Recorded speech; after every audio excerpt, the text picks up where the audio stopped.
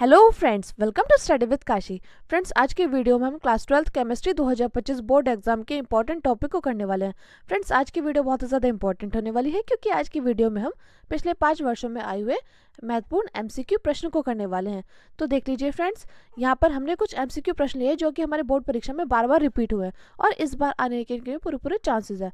तो देख लीजिए, इसमें हमारा पहला एमसीक्यू है, आरएनए में उपस्थित क्षारक होता है। तो बताइए आरएनए में कौन सा क्षारक उपस्थित रहता है।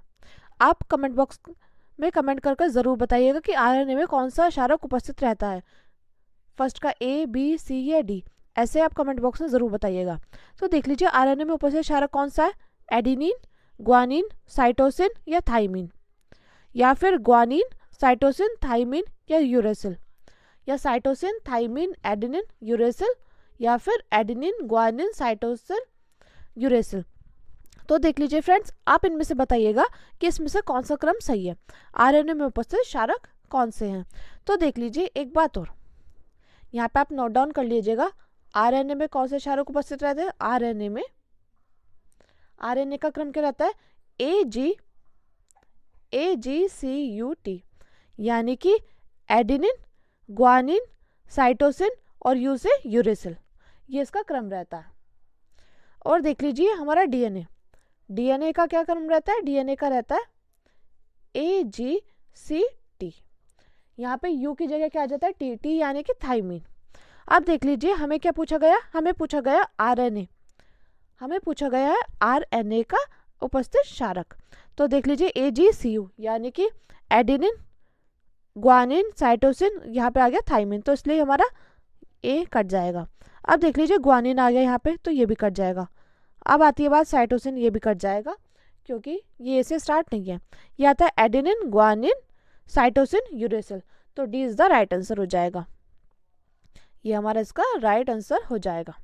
अब देख लीजिए फ्रेंड्स, बात आती है डीएनए की।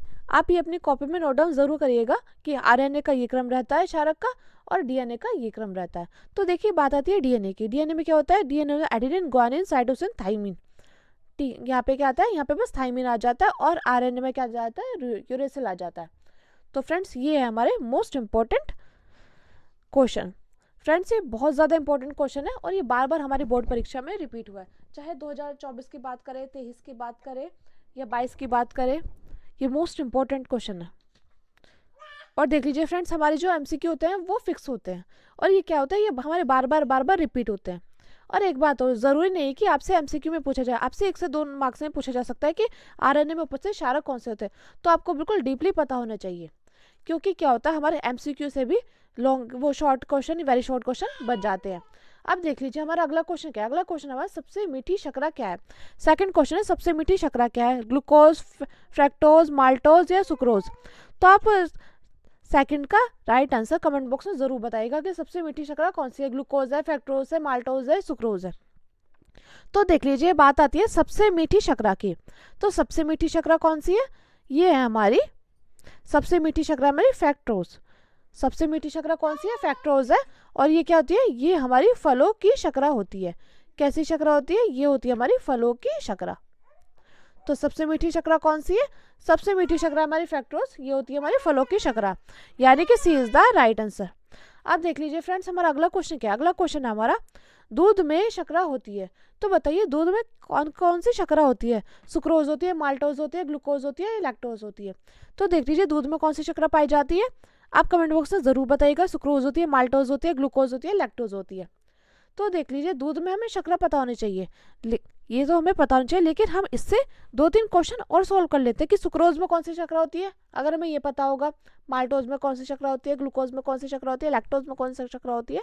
तो हमें क्या होगा, हमें 4 से 5 क्या नाम है, बहुविकल्प तैयार हो जाएंगे। क्योंकि ज़रूरी नहीं है कि दूध में शर्करा ही आए, आपसे पूछ भी सकता है सुक्रोज में कौन सी शर्करा होती है, माल्टोज में कौन सी शर्करा होती है, नहीं आपसे पूछ सकता है गन्ने में कौन सी शर्करा होती है, शहद में कौन सी शर्करा होती है, अंगूर में, दूध में कौन सी शर्करा होती है, दही में कौन सी शर्करा होती है, तो आपको पता होना चाहिए। अब बात आती है सुक्रोज की। तो सुक्रोज में कौन सी शर्करा होती है, सुक्रोज में होती है गन्ने की शर्करा। सुक्रोज में कौन सी शर्करा होती है, गन्ने की शर्करा होती है। अब बात आती है माल्टोज की। माल्टोज में कौन सी शर्करा होती है, माल्टोज में शर्करा होती है शहद की। कौन सी शर्करा होती है माल्टोज में, शहद की। अब देखिए ग्लूकोज, ग्लूकोज में कौन सी शर्करा होती है, ग्लूकोज में हमारी शर्करा होती है अंगूर की। ग्लूकोज में हमारी अंगूर की शर्करा होती है, और लैक्टोज में होती है हमारी दूध की शर्करा। तो देख लीजिए, आपको पता होना चाहिए सुक्रोज में गन्ने की, माल्टोज में शहद की, ग्लूकोज में अंगूर की, और लैक्टोज में क्या होती है, दूध की शर्करा होती है। यानी कि हमारा D is the right answer हो जाएगा।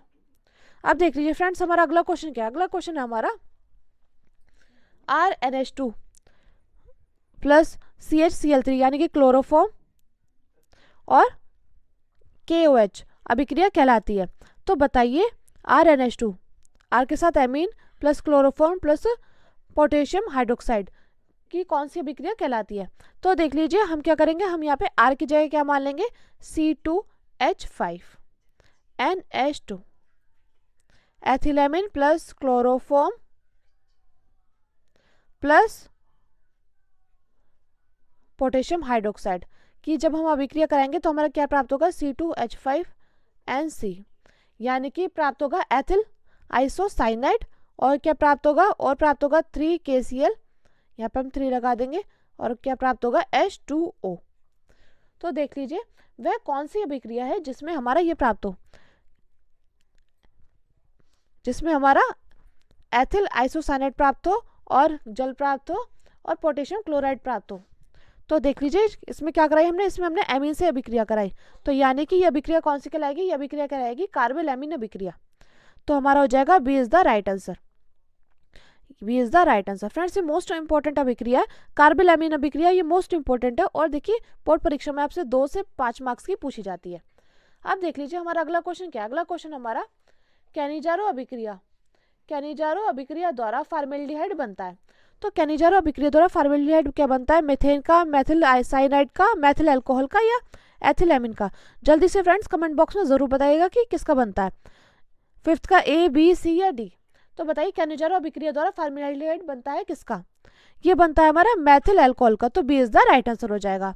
आप देख लीजिए फ्रेंड्स, हमारा अगला क्वेश्चन क्या, अगला क्वेश्चन है फार्मेलिन जलीय विलयन है। तो फार्मेलिन जलीय विलयन किसका है, फॉर्मेल्डिहाइड का, फ्लूओरेसिन का, फार्मिक अम्ल का, या एसिटाल्डिहाइड का। तो फार्मेलिन जलीय विलयन किसका है, फॉर्मेल्डिहाइड का है, फ्लूओरेसिन का है, फार्मिक अम्ल का, या एसिटाल्डिहाइड का है। तो देख लीजिए, फार्मेलिन हमारा जलीय विलयन किसका है। पहले हम बात देख लेते हैं फार्मेलिन। फार्मेलिन क्या होता है, ये हमें सड़ने से बचाने के लिए होता है इसका उपयोग, ये सड़ने से बचाने के लिए इसका उपयोग होता है, सड़ने से बचाने के लिए इसका उपयोग होता है। और दूसरी बात, इसमें क्या होता है, इसमें फॉर्मेल्डिहाइड का 40% भाग होता है, इसमें फॉर्मेल्डिहाइड का क्या होता है, इसमें फॉर्मेल्डिहाइड का 40% भाग होता है, 40% भाग होता है इसमें किसका, फॉर्मेल्डिहाइड का। तो देख लीजिए, फार्मेलिन का जगह जलीय विलयन क्या है, फॉर्मेल्डिहाइड का जलीय विलयन है, यानी कि इज द राइट आंसर।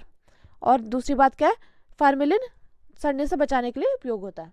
अब देख लीजिए फ्रेंड्स, हमारा अगला क्वेश्चन क्या, अगला क्वेश्चन है ईथर होते हैं, ईथर उदासीन होते हैं, क्षारीय होते हैं, अम्लीय होते हैं, या उभयधर्मी होते हैं।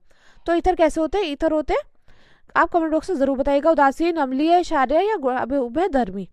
तो हमारे ईथर होते हैं, कैसे होते हैं, ईथर होते हैं हमारे क्षारीय। तो B is the right answer हो जाएगा। अब देख लीजिए फ्रेंड्स, हमारा अगला क्वेश्चन क्या, अगला क्वेश्चन है हमारा, देख लीजिए अगला क्वेश्चन है हमारा, ल्यूकास अभिकर्मक के प्रयोग से क्या पहचाना जाता है। तो क्या पहचाना जाता है ल्यूकास अभिकर्मक के प्रयोग से, नाइट्रोएल्केन, एल्कीन, अल्कोहल या एल्किलेमिन। तो देखिए, ल्यूकास अभिकर्मक के प्रयोग से अल्कोहल पहचाना जाता है। अब देख लीजिए, अगला है हमारा रोजेनवुड अपचयन द्वारा प्राप्त होता है। तो क्या प्राप्त होता है रोजेनवुड अपचयन द्वारा, एल्डिहाइड, ईथर, कार्बोक्सिलिक अम्ल, या इनमें से कोई नहीं। तो फ्रेंड्स जरूर कमेंट बॉक्स में बताइएगा कि रोजेनवुड अपचयन द्वारा क्या प्राप्त होता है, एल्डिहाइड, ईथर, कार्बोक्सिलिक अम्ल, या इनमें से कोई नहीं। तो देख लीजिए, रोजेनवुड अपचयन द्वारा प्राप्त होता है एल्डिहाइड, यानी कि इज द राइट आंसर हो जाएगा। अब देख लीजिए अगला क्वेश्चन क्या, अगला क्वेश्चन है एल्किल हैलाइड का सामान्य सूत्र है। तो बताइए एल्किल हैलाइड का सामान्य सूत्र क्या है, CnH2nX5 या CnH2n या CnH2n+1x या CnH2n। तो जल्दी से बताइए एल्किल हैलाइड का सामान्य सूत्र क्या होता है, हमारा एल्किल हैलाइड का सामान्य सूत्र क्या होता है, जल्दी से कमेंट बॉक्स में बताइएगा, 10th का A, B, C या D। तो देख लीजिए friends, B is the right answer. Alkyl halide का सामान्य सूत्र होता है CnH2n+1 x। अब देख लीजिए, हमारा नेक्स्ट क्वेश्चन है KMnO4 में Mn की ऑक्सीकरण संख्या है। तो बताइए KMnO4 में Mn की ऑक्सीकरण संख्या क्या होगी। हमें इसमें KMnO4 दिया गया है, इसमें हमसे क्या पूछा गया है, इसमें हमसे पूछा गया है Mn की ऑक्सीकरण संख्या। तो हम जानते हैं K की कितनी होती है, K की होती है +1, Mn की हमें निकालनी, तो हम यहाँ पे x मान लेते हैं। अब देखिए O4 की कितनी होती है, O4 की होती है, ऑक्सीजन की होती है -2, तो यहाँ पे जाएगा 4 गुणे -2, क्योंकि यहाँ पे क्या था 4 था, बराबर हम कर लेंगे 0। यहाँ 1 प्लस x, 4 में से 4 गुणे 2 8, लेकिन आ जाएगा माइनस का। तो बताइए, अब देख लीजिए यहाँ क्या है, यहाँ पे है x -7 बराबर 0। तो इसका x का राइट आंसर क्या आ जाएगा, x का राइट आंसर आ जाएगा 7, क्योंकि बराबर की दूसरी तरफ जाएगा, आ जाएगा 7। तो देख लीजिए हमारी Mn की ऑक्सीकरण संख्या कितनी आ गई है, 7, यानी कि D is the right answer. तो फ्रेंड्स, ये थे मोस्ट इंपॉर्टेंट MCQ प्रश्न जो कि हमारे पिछले 5 वर्षों में बार बार रिपीट हुए हैं और इस बार आने के इनके पूरे चांसेस है। फ्रेंड्स, आज के वीडियो का था पार्ट 1।